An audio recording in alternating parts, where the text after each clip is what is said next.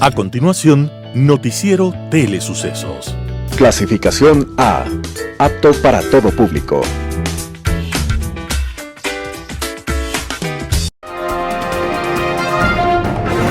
Aquí en Sucesos, un día como hoy. Cuando los primeros europeos llegaron a América, se quedaron maravillados por todo, por la fauna y por la flora, por el oro, por el clima y también por nosotros, los humanos. Por nosotros los humanos que, según ellos, no parecíamos muy humanos. Cultivábamos la tierra y cuidábamos a los niños, hacíamos joyas y conocíamos de música y de astros. Teníamos nuestros idiomas y, al igual que los europeos, nuestras propias religiones para intentar explicar el mundo. Pero como no éramos europeos, los europeos así nos describían. Estos animales no tienen ni ley ni fe ninguna, y viven de acuerdo a la naturaleza y no conocen ni les importa la inmortalidad del alma. Y esa descripción alucinada, desde una perspectiva europea, continuaba de esta forma. Y tampoco tienen bienes propios porque todo es de todos. Y tienen tantos animales y tan variados que no hubieran cabido en el arca de Noé. Y aunque no conocen el hierro, viven en casas maravillosas. Esa descripción parece muy positiva, dado que a los ojos europeos éramos apenas animales. Y continúan diciendo: no tienen límites, no tienen rey, cada uno es dueño de sí mismo y no obedecen a nadie, y no reina entre ellos la codicia. Así éramos, pero aún así éramos considerados simples animales, hasta que, un día como hoy, el Papa Paulo V declaró que los indígenas del Nuevo Mundo teníamos alma y éramos personas. Fue un 2 de junio de 1537. Claro que, más allá del reconocimiento oficial de los europeos, los americanos tenemos la sospecha de que, a pesar de todo, sí hemos sido personas, desde mucho antes. Sos un día como hoy.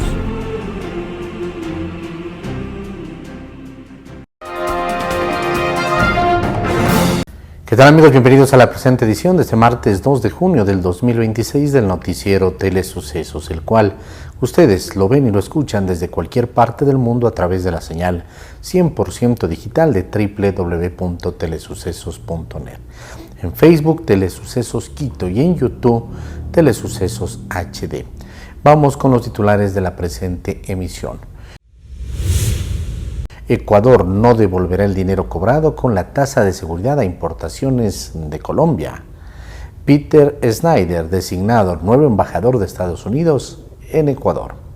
El IES ofrece facilidades de pago a empleadores y espera recuperar al menos 170 millones de dólares. Ministro del Interior confirma construcción de nueva megacárcel en Ecuador. Calificada solicitud de juicio político contra exministra Inés Manzano. Este 2 de junio inicia la rehabilitación de la avenida Osvaldo Guayasamín. El editorial será de Miguel Rivadeneira, El cuento de siempre. Tendremos entrevistas con Fabricio Peralta Díaz, superintendente de protección de datos personales, acerca de las presuntas vulneraciones a los datos personales. Gabriel Secaira, por su parte, experto energético, habla de los apagones programados en el país. Vamos con el desarrollo de la información. Un noticiero pensado para usted porque se lo merece. Nos acercamos a la realidad desde diferentes perspectivas. Noticiero Telesucesos. Primera parte del noticiero Telesucesos, con las noticias más importantes del día.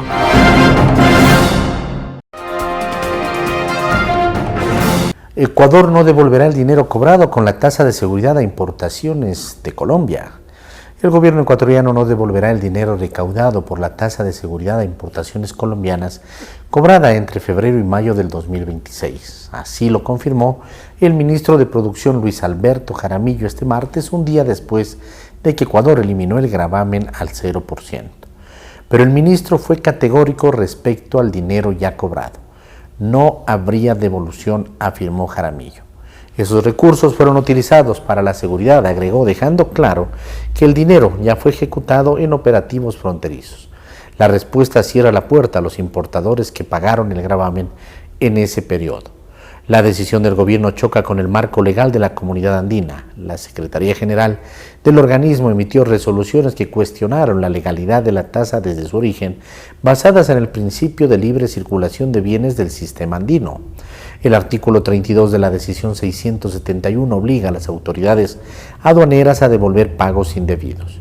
Y la jurisprudencia del Tribunal de Justicia de la Comunidad Andina establece que cuando una medida es declarada ilegal, esa ilegalidad opera desde el inicio, no desde la resolución. Pese a ello, Jaramillo precisó que Ecuador mantiene sus recursos de reconsideración ante la CAM para defender lo cobrado.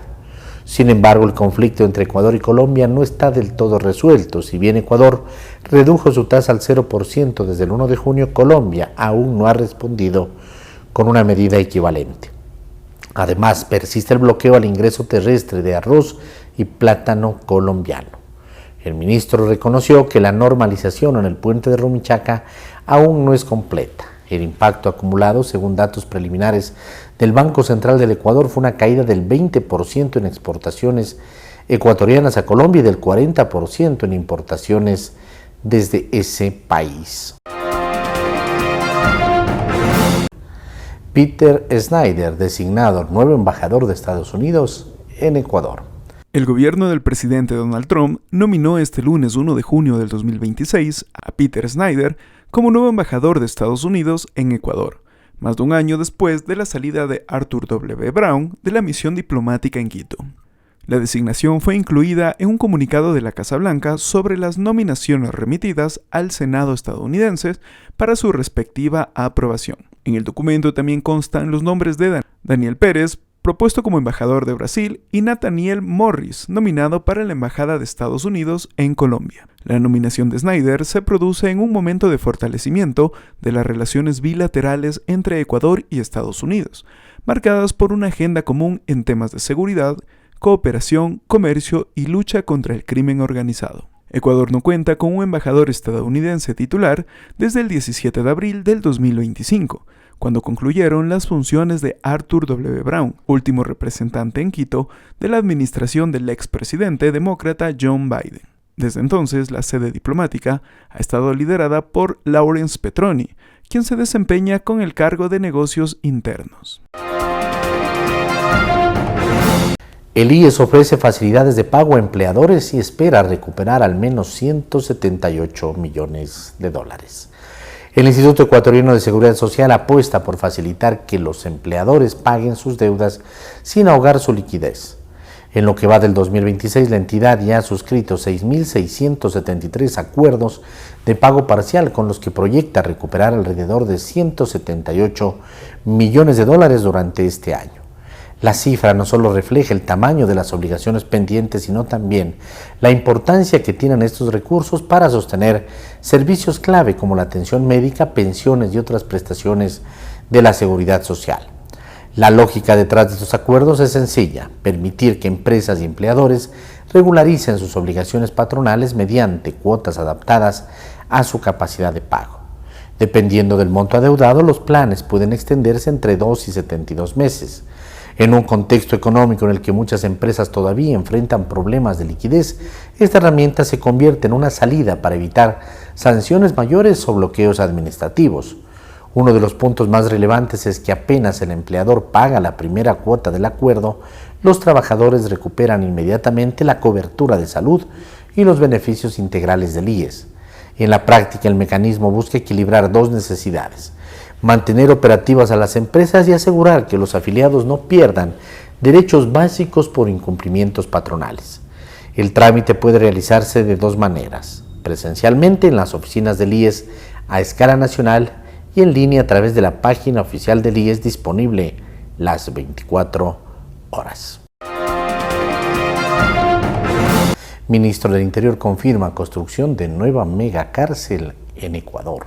El ministro del Interior, John Rayburn, confirmó que la nueva megacárcel del Ecuador comenzará a construirse este año.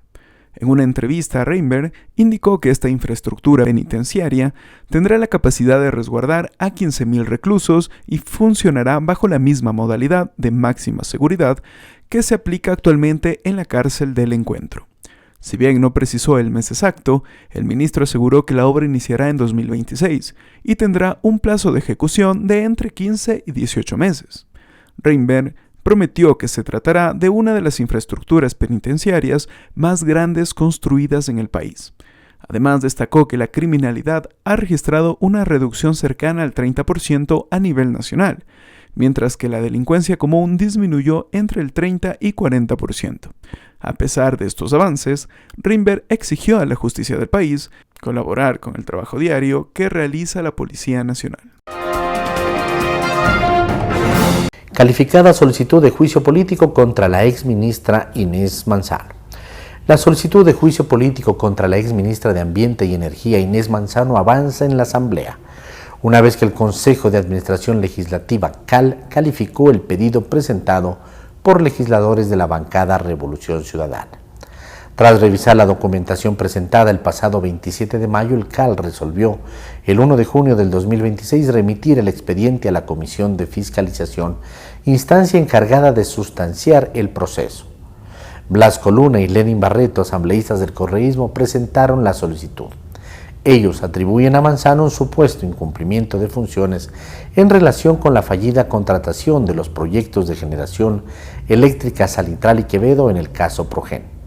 La Comisión de Fiscalización deberá conocer el expediente y pronunciarse sobre la admisión a trámite del juicio político en un plazo mínimo de 5 días contados desde la notificación por parte del CAL.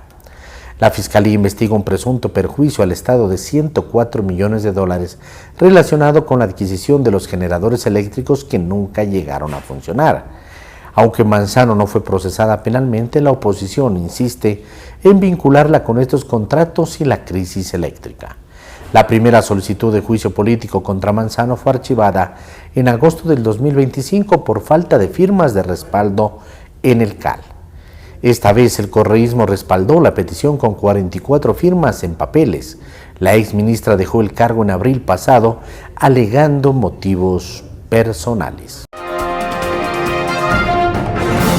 Este 2 de junio inicia la rehabilitación de la avenida Osvaldo Guayasamín. La circulación vehicular se suspenderá en un tramo de la avenida Osvaldo Guayasamín en Cumbayá desde este 2 de junio del 2026. Según informó la Agencia Metropolitana de Tránsito, el cierre de la vía comenzará a las 21 horas de este martes y afectará al sector de la avenida Pampi, entre el redondel de las Bañistas y el puente sobre el río Machángara en ambos sentidos. Alfredo Merchán, agente civil coordinador de la zona del Valle, dijo que en este punto se cerrará el carril derecho de la vía en sentido Cumbaya-Quito y se habilitará un contraflujo para permitir el paso entre la capital y la parroquia. En el lugar se retirará la capa asfáltica deteriorada y se intervendrá en la base de la vía para mejorarla. De acuerdo con la programación de los trabajos de la Empresa Pública Metropolitana de Movilidad y Obras Públicas, la intervención se desarrollará a lo largo de 500 metros e iniciará con la conexión hacia Quito. Este lunes se llevó a cabo en Quito el evento Ecuador Hub Regional de Ciberseguridad, la 16ª edición del Cyber Drill Regional para las Américas desde el corazón del mundo. Este Cyber Drill es un ejercicio regional técnico y estratégico que simula ciberataques e incidentes de seguridad informática en ambientes controlados, permitiendo evaluar la capacidad de detección, respuesta, recuperación y continuidad operativa de las organizaciones participantes. Veamos el siguiente reportaje. Quiero felicitar a la Unión Internacional de Telecomunicaciones, al Ministerio de Telecomunicaciones y de la Sociedad de la Información del Ecuador y a la Escuela Politécnica Nacional por hacer posible este encuentro en Quito. Su liderazgo refleja una convicción compartida. La ciberseguridad no es únicamente un asunto tecnológico, sino una condición habilitante para la confianza pública, la continuidad de los servicios esenciales, la innovación, la inclusión digital y el desarrollo sostenible. Y nuestro trabajo es creación de confianza en el uso de las TIC. Ustedes, nuestros mandantes, nos lo dieron en la línea de acción número 5, allá en el 2007-2008, con la Agenda Global de Ciberseguridad. Y desde ahí hemos estado trabajando continuamente en todos los aspectos que implica la ciberseguridad, lo cual no es solamente equipos, no solamente software, no solamente programación. Uno de los pilares fundamentales es la coordinación interinstitucional, coordinación interregional, coordinación entre todos los equipos y la creación de capacidades. La ciberseguridad hoy en día ya no es únicamente un asunto tecnológico, es una condición necesaria para asegurar la continuidad de los servicios públicos, la protección de las infraestructuras críticas y también de la confianza digital de nuestros ciudadanos y la resiliencia de nuestras naciones frente a amenazas que cada vez son más complejas y sofisticadas. La delincuencia cibernética no reconoce fronteras y por ello debemos enfrentarla juntos. Los ataques cibernéticos, solo para que la comunidad sepa, son a diario. No es que es algo nuevo que se tuvo a la ANT o al registro civil. Ataques cibernéticos hay a diario y eso es todos los días. Estamos siempre pues nivelando y combatiendo. Hay unos que son más fuertes que otros y el Ecuador se ha ido preparando ya hace algún tiempo sobre esto. Específicamente me imagino que se refiere a lo que salió en las noticias, en los medios de la ANT de lo que sí, el registro civil, de lo que hemos visto es información que ya ha sido pública hace algunos años, no es información nueva. Y como puede ver, el registro civil sigue funcionando con normalidad y la ANT también, entonces no es que han habido afectaciones en los servicios y la protección de datos sigue en pie. Por hoy, ¿cuál es el primer reto que tiene o el principal reto que tiene la región en los temas de ciberseguridad y que se van a tratar en este evento? Bueno, los primeros retos son como algunas tecnologías aledañas, como la inteligencia artificial, IoT, entre las principales, están convergiendo con la ciberseguridad para poder formar herramientas que puedan aplacar estos ciberdelincuentes que normalmente han progresado con el mismo set de herramientas utilizadas con inteligencia artificial. ¿Un problema o una solución la inteligencia artificial en ese sentido?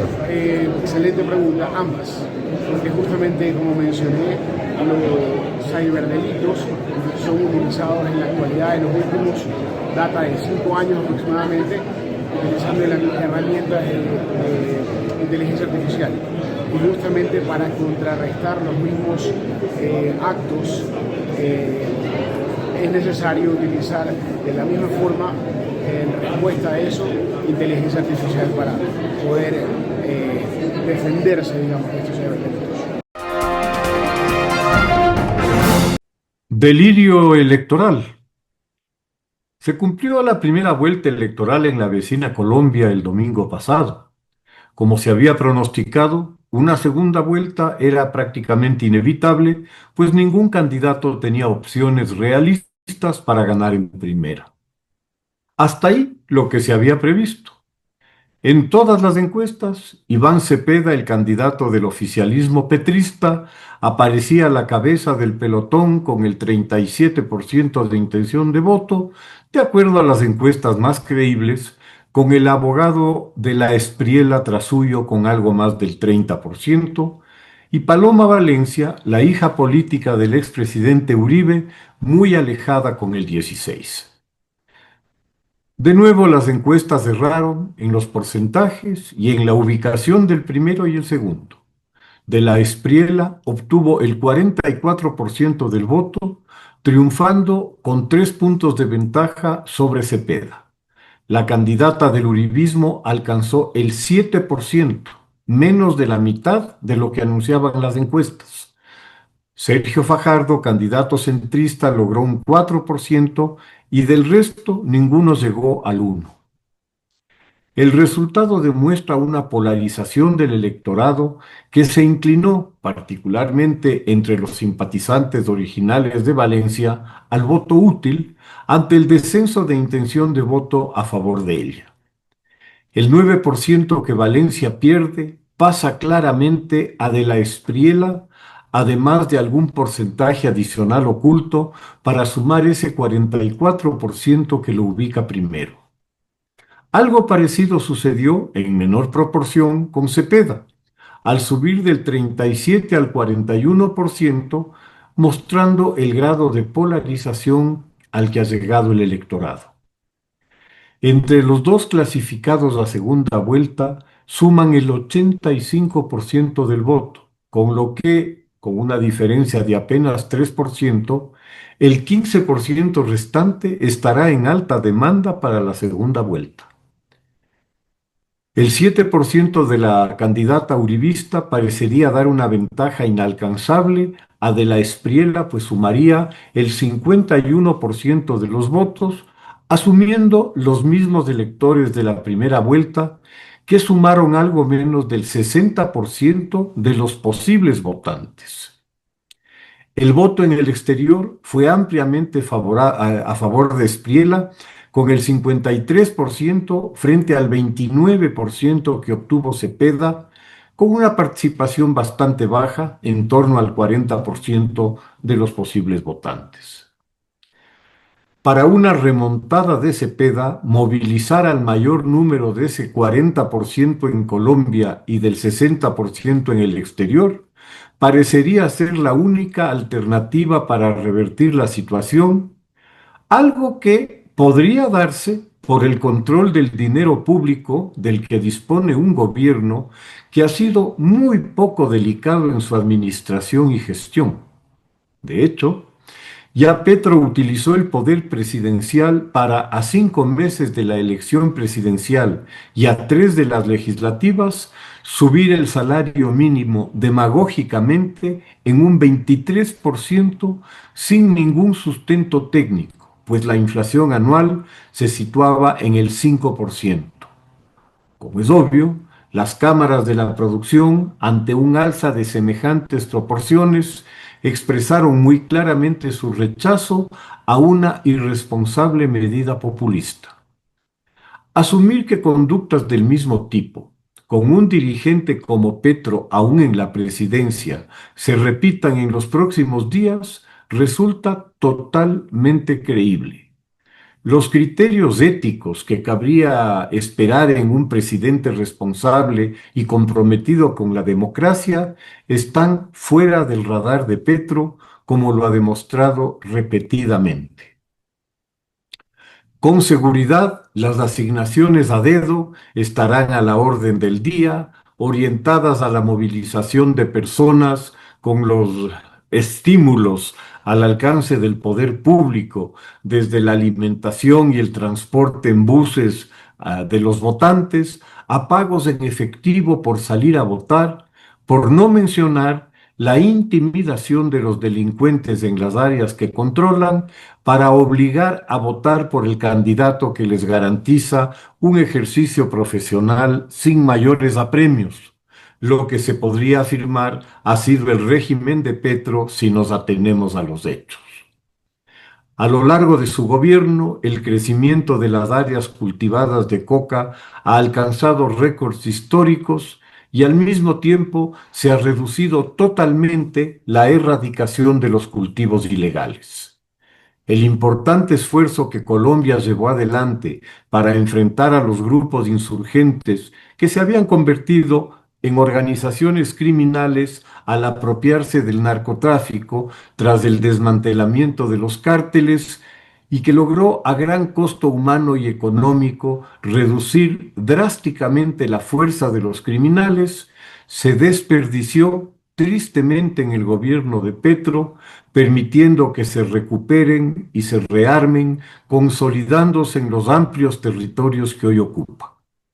Se debe señalar, esto sí, que tal política fue una anunciada por Petro durante su campaña presidencial bajo el rimbombante eslogan de la paz total, acogido por la sociedad colombiana, como se dice, sin beneficio de inventario. Durante 4 años, la delincuencia organizada se burló del país como quiso, tomándole el pelo a la sociedad civil y a la institucionalidad como les pareció, con la complicidad del gobierno que se prestó a los sainetes a cuenta de una paz que medraba únicamente en la mente consciente o inconsciente de Gustavo Petro. Difícil se le hará a Cepeda, en las 3 semanas que quedan hasta la segunda vuelta, el deslindarse del fracaso absoluto de la oferta de campaña de Petro, pues Cepeda fue uno de los artífices de tal política y actuó permanentemente en los encuentros con los delincuentes.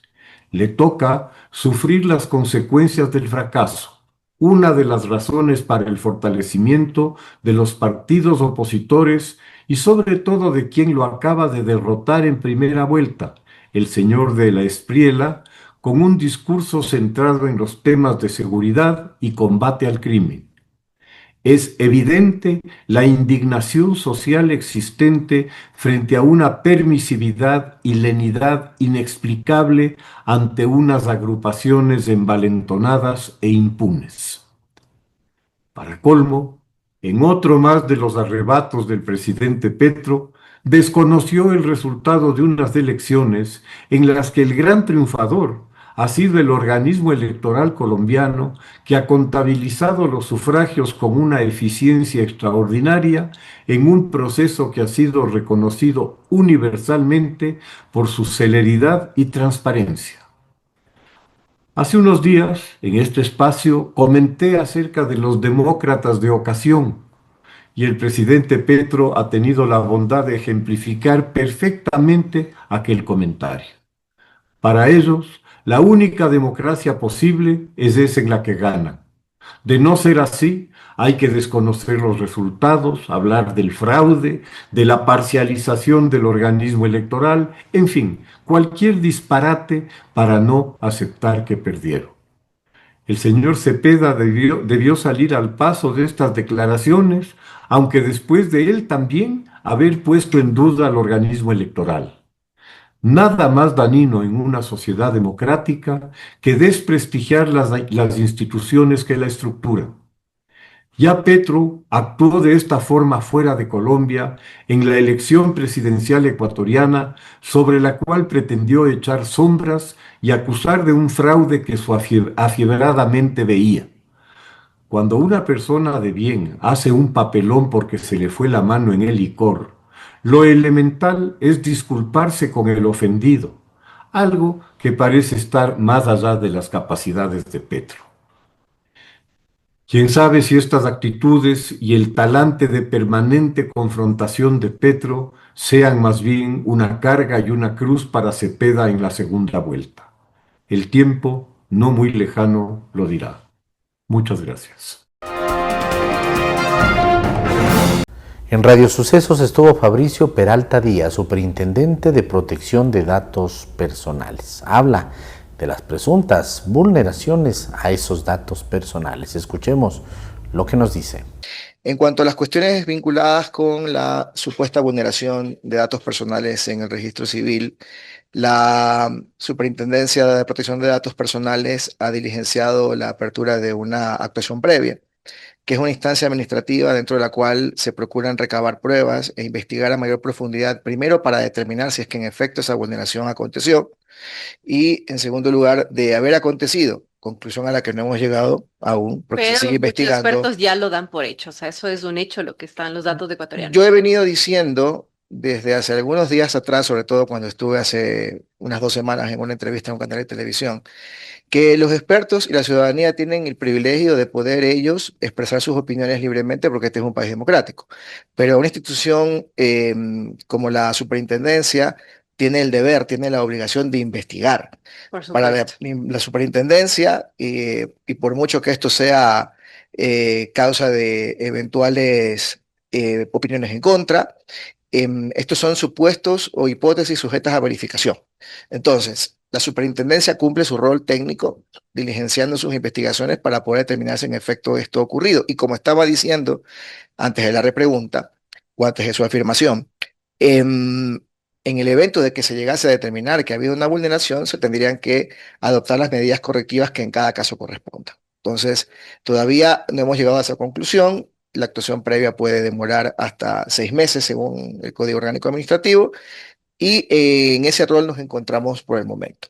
Ahora, muy bien, es cierto, la ciudadanía aquí tiene un rol activo, porque la Superintendencia de Protección de Datos en el fondo debe garantizar la protección de los datos de los ciudadanos y con ello su derecho a la privacidad. El accionar de la superintendencia es un accionar o tiene un rol de carácter garantista de ese derecho constitucional o fundamental que es el derecho a la protección de datos personales. Está ella estructurada en 3 intendencias: la Intendencia General de Control y Sanción, la Intendencia General de Innovación y la de Regulación. La Intendencia de Control y Sanción es probablemente la división, por llamarlo de alguna manera, de la superintendencia que más contacto tiene eventualmente con situaciones como las vinculadas con denuncias o con solicitudes que presentan los ciudadanos. Hay una diferencia entre denuncias y solicitudes. La denuncia puede ser presentada por cualquier persona, no lo convierte formalmente en parte procesal, pero si una persona viene a la institución y nos dice: están tratando los datos personales de los ciudadanos de una forma inapropiada en tal institución pública o privada, eso nos permite a nosotros abrir un procedimiento para requerir información. El ciudadano que denuncia no tiene ninguna responsabilidad en la denuncia, es decir, no es que lo llamamos a declarar, no es que le pedimos que presente pruebas ni nada por el estilo. Nos abre, eso sí, la puerta de poder diligenciar una investigación. Ahora, hay otro mecanismo que es de las solicitudes. Cuando los ciudadanos recurren primero, porque primero deben recurrir a las instituciones públicas o privadas que tratan indebidamente sus datos para exigirles que ese tratamiento se adecue a los presupuestos de la ley o para ejercer sus derechos como titulares de datos y no reciben respuesta dentro de los plazos que la ley señala, tienen el mecanismo de recurrir a la superintendencia, presentar una solicitud, que es algo distinto de la denuncia, para de esa manera buscar que la superintendencia, con la intervención de la superintendencia, ese derecho que no ha sido acatado por parte del responsable encargado del tratamiento, pues se cumpla compulsivamente. Esos son los grandes mecanismos de la institución. Ahora, ¿cuáles son, digamos, las grandes dificultades que la institución afronta en este momento? La primera es un tema cultural. No existe en el país una cultura de la protección de datos personales. La cultura se construye con educación. Esto es un tema de largo plazo que va a tardar bastante tiempo en llevarse a cabo, pero también supone para los ciudadanos ser un poco más conscientes de la información que entregan. Hay, por ejemplo, prácticas indebidas que se sostienen en nuestro medio y que nosotros voluntariamente las aceptamos. Y no quiero con esto llamar a la sublevación civil, pero, por ejemplo, esta anquilosada práctica de pedir a cada lugar donde entramos, un condominio, una urbanización. No, la cédula de ciudadanía. Nos la piden para todo. Uno va a un hotel y en el hotel le piden la cédula y le sacan copia de la cédula. Sacar copia de la cédula ya es una forma de tratamiento de datos personales y la palabra tratamiento en el marco de la ley es un sinónimo de usar. Y es una mala práctica que no debería darse. Estamos, por ejemplo, nosotros investigando ahora a ciertas urbanizaciones, a un centro comercial en San Borondón, y me parece, si no estoy equivocado, porque quien lleva el día a día de esto es la Intendencia de Control y Sanción, a un condominio aquí en Quito que han implementado, por ejemplo, el uso de dispositivos biométricos para que uno pueda acceder a los edificios o para poder acceder al centro comercial o para poder acceder a la organización. Si no se ha hecho un análisis de riesgos y una evaluación de impacto al tratamiento de datos personales, si no se ha recabado debidamente el consentimiento del titular, en ese caso sí es ilegal. Por ejemplo, hay gimnasios que simplemente entras con la huella digital y para uno es lo más normal, pero estás entregando tu huella digital. Por supuesto que sí. Por supuesto que sí, pero nosotros hemos interiorizado eso como que si fuese normal. Es más, muchos ciudadanos creen que está bien. Pero cuando uno no tiene una opción para elegir y solo le imponen la biometría para acceder al sitio A o al sitio B, no tiene libertad entonces de elegir. No hay en realidad consentimiento allí libre que pueda ser validado.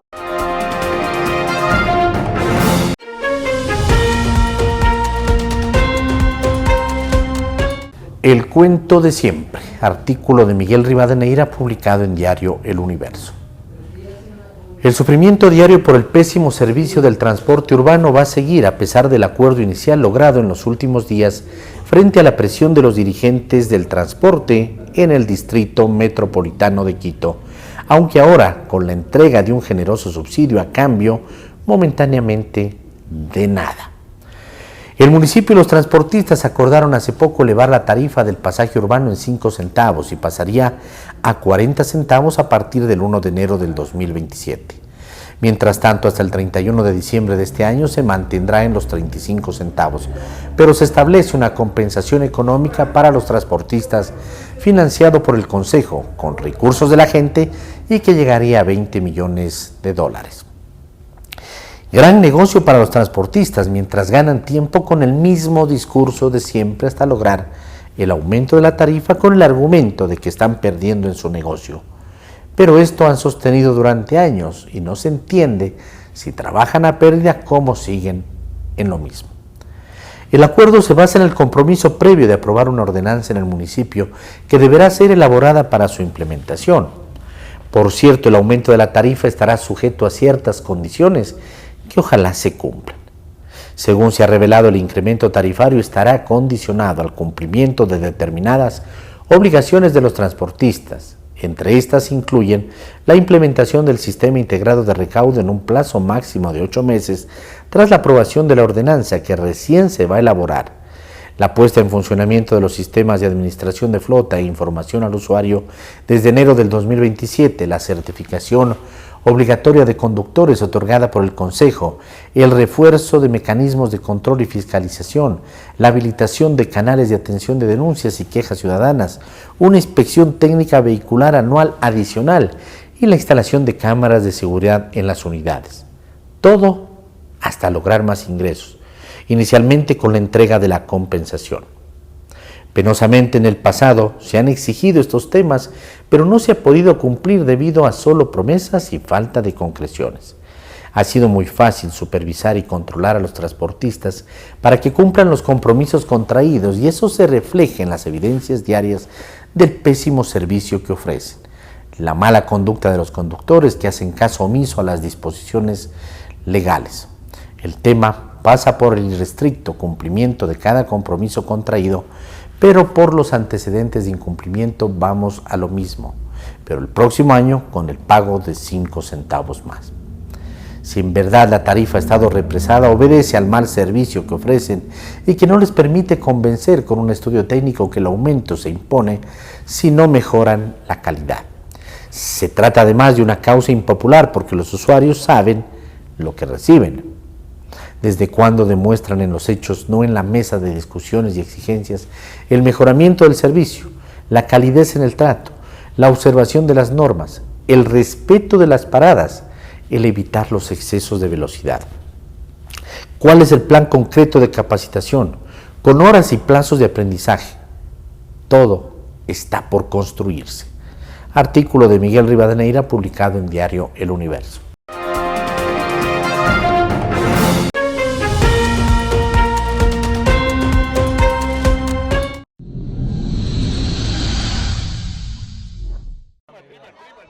Los candidatos presidenciales Abelardo de la Espriella del Movimiento Defensores de la Patria de la derecha e Iván Cepeda del Pacto Histórico de la izquierda lograron el domingo las votaciones más altas en la primera vuelta de elecciones en Colombia y se enfrentarán en una segunda vuelta prevista para el 21 de junio.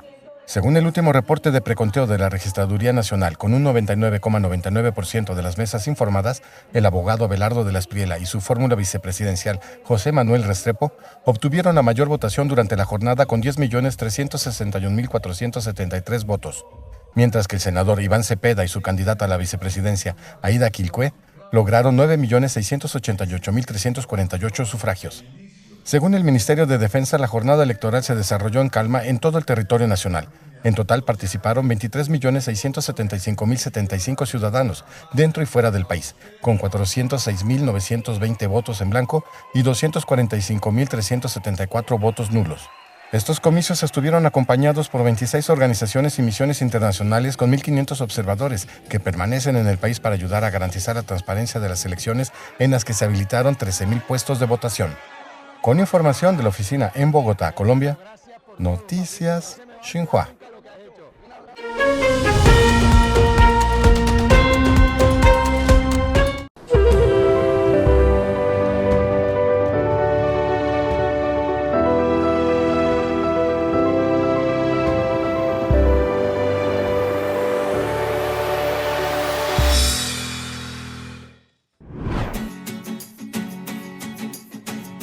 El municipio de Guadalupe, en el área metropolitana de la ciudad de Monterrey, capital del estado mexicano de Nuevo León, está listo para recibir la Copa Mundial 2026 en su reconocido estadio, así como en calles e instalaciones, afirmó el presidente municipal de la localidad, Héctor García. García afirmó que el municipio ha trabajado durante casi 2 años en la preparación del evento, que marcará el regreso de México como anfitrión mundialista 4 décadas después de 1986, con énfasis en seguridad, movilidad y atención a visitantes extranjeros.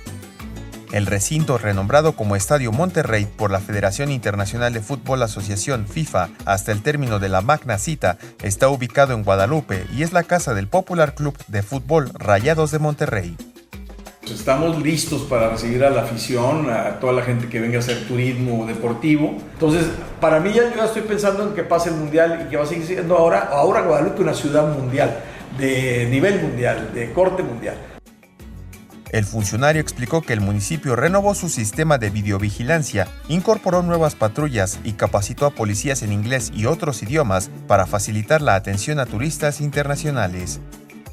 También destacó la ampliación de rutas aéreas internacionales hacia el aeropuerto Mariano Escobedo del área metropolitana de Monterrey, incluidas conexiones con Asia, Europa y Estados Unidos, así como la cercanía entre la terminal aérea y el estadio. Hoy estamos al 100% en temas de seguridad.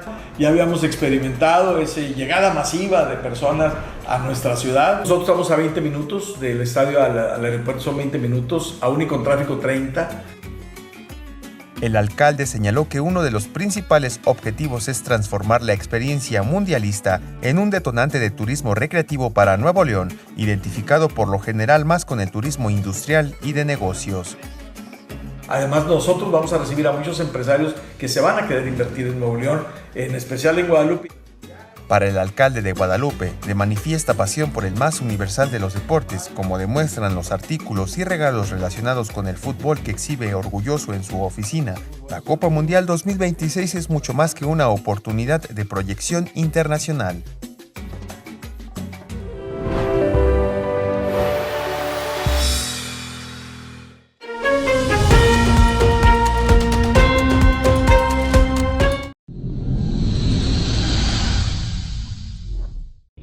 El espacio escultórico de la Universidad Nacional Autónoma de México, UNAM, considerado referente del arte contemporáneo en América Latina, fusiona las artes plásticas con el paisaje natural en uno de los rincones emblemáticos de la capital mexicana. Inaugurado en 1979, el conjunto monumental no solo busca plasmar el movimiento escultórico del país, sino también integrar la creación humana con un entorno geológico único marcado por el lecho de lava petrificada del volcán Chitle, que hizo erupción en esa zona hace unos 1500 o 2000 años. La obra fue diseñada por 6 representantes del movimiento del arte abstracto y geométrico: Helen Escobedo, Jersúa o Manuel Hernández Suárez, Sebastián o Enrique Carvajal, Federico Silva, Manuel Felgueres y Matías Geritz, quienes crearon una nueva forma de entender la relación entre la creación artística, el paisaje natural y el espacio público. Es una propuesta abstracta. Todos ellos eran escultores de geometrismo abstracto, lo cual funcionaba muy bien. ¿Y cuál era la idea? La idea era dejar limpiar la lava al interior, que ya tenía muchos crecimientos, como toda la zona de alrededor de la Reserva Ecológica de la UNAM. Aquí limpiar el centro, y es como un espacio de el asombro frente a estar en un lugar donde en un momento dado llegó una colada de lava. El espacio escultórico está conformado por una gran plataforma circular de piedra volcánica rodeado por 64 módulos prismáticos que generan una composición geométrica de grandes proporciones. Su diámetro exterior es de 120 metros, mientras que la zona interior mide 92,78 metros con un ancho de plataforma de 13,61 metros. El complejo restante es una representación del cosmos con referencias prehispánicas, rodeado de la belleza natural de la zona del Pedregal, ubicado al sur de Ciudad de México. Este arte, que no es un arte ni para estar en un museo, ni es un arte urbano, es un arte de la tierra. Y nada mejor dicho que aquí, donde lo que están poniendo en relieve es la roca volcánica de esta zona. En el sitio también se encuentra el Paseo del Espacio Escultórico, conformado por 6 esculturas situadas en medio de la vegetación, algunas de ellas sobre las rocas volcánicas. Con información de la oficina en Ciudad de México, Noticias Xinhua. Gracias amigos por acompañarnos en la presente edición del noticiero Telesucesos. Nos vemos en una próxima ocasión. Que pasen bien. El noticiero Telesucesos es retransmitido de lunes a viernes a las 7 horas por Radio Planeta Sur 106.1 FM de la ciudad de Loja. Noticiero Telesucesos. Las opiniones vertidas en este espacio por la producción y dirección del programa son de exclusiva responsabilidad de sus autores y de quienes intervienen en ellos.